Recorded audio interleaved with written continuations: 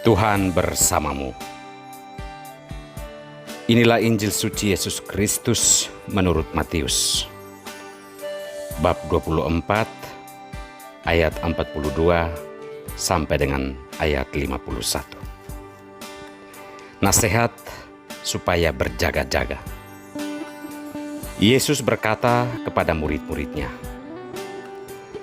"Karena itu berjaga-jagalah, sebab kamu tidak tahu pada hari mana Tuhanmu datang.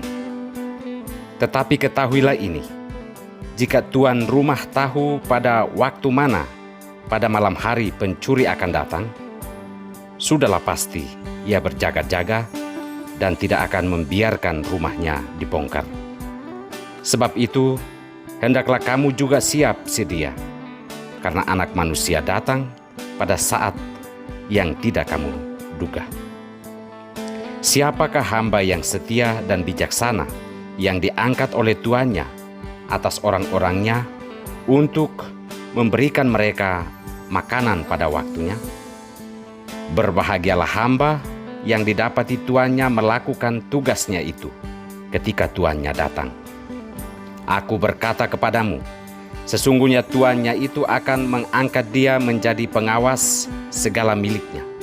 Akan tetapi apabila hamba itu jahat dan berkata di dalam hatinya, Tuanku tidak datang-datang, lalu ia mulai memukul hamba-hamba lain dan makan minum bersama-sama pemabuk-pemabuk, maka tuan hamba itu akan datang pada hari yang tidak disangkakannya dan pada saat yang tidak diketahuinya, dan akan membunuh dia dan membuat dia senasib dengan orang-orang munafik.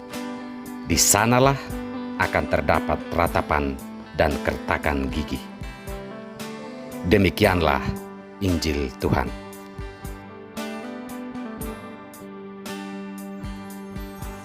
Jaga hati.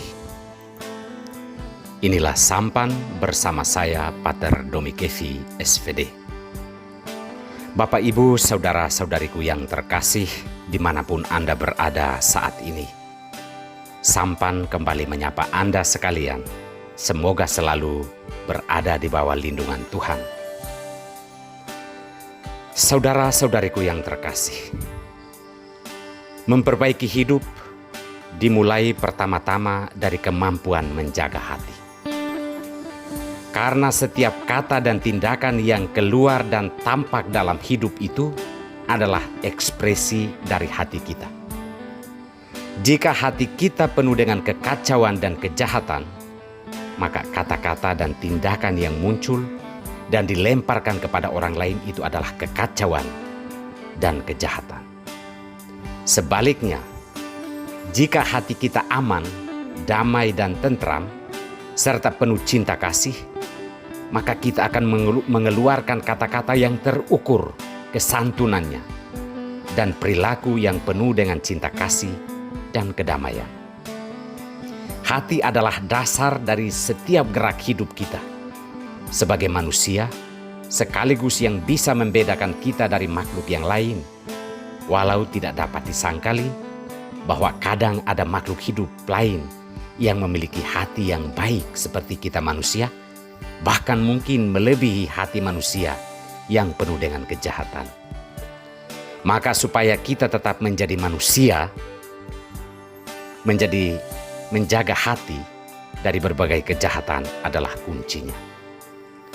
Saudara-saudariku yang terkasih, Yesus dalam Injil hari ini menyerukan sebuah sikap berjaga atau menjaga hati kita dari berbagai kejahatan, karena waktu Tuhan mendatangi kita itu tidak disangka-sangka. Tujuannya adalah agar ketika tiba-tiba Tuhan datang, kita didapati dalam keadaan siap sedia, dalam arti didapati dalam keadaan hidup yang benar dan baik. Bagi Yesus, apa yang perlu pertama-tama dijaga adalah hati kita. Karena Ia memberi perumpamaan tentang hamba yang jahat, yang berkata dalam hatinya bahwa waktu Tuhan masih jauh, dan ia melihat kesempatan itu untuk melakukan berbagai macam kejahatan dan mengejar kesenangan dirinya. Sedangkan hamba yang setia adalah ia tetap berjaga dan tidak pernah terbersih dalam hatinya bahwa masih ada waktu untuk melakukan kejahatan dan mengejar kesenangan untuk diri sendiri. Ketika Tuhan datang, ia begitu siap mempersilahkan masuk ke dalam kehidupannya. Semua tergantung dari dalam hati kita. Jika hati kita baik dan menginginkan keselamatan, maka kita akan memelihara itu apapun situasinya.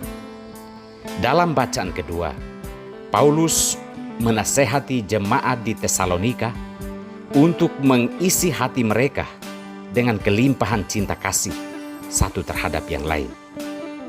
Iman yang telah tertanam dan dikenal oleh banyak kalangan dalam kehidupan mereka harus nampak dalam hati mereka yang berkelimpahan cinta kasih. Saudara-saudariku yang terkasih, waktu ini singkat.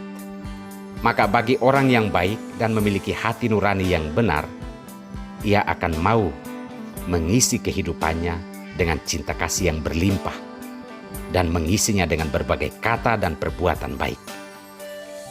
Waktu ini masih panjang dan masih lama, maka bagi orang yang jahat, ia enggan untuk sadar dan enggan untuk berbuat baik bagi sesamanya. Marilah kita merendahkan diri seperti seorang hamba yang setia menjaga dan memelihara hati dari berbagai kecenderungan dan niat yang jahat terhadap kehidupan. Karena ketika Tuhan datang, hamba yang jahat adalah hamba yang tidak berguna dan ia akan mengalami hukuman yang kekal. Semoga kita mampu menjaga hati kita dalam Kristus sebagai jalan, kebenaran, dan hidup kita. Tuhan memberkati kita semua.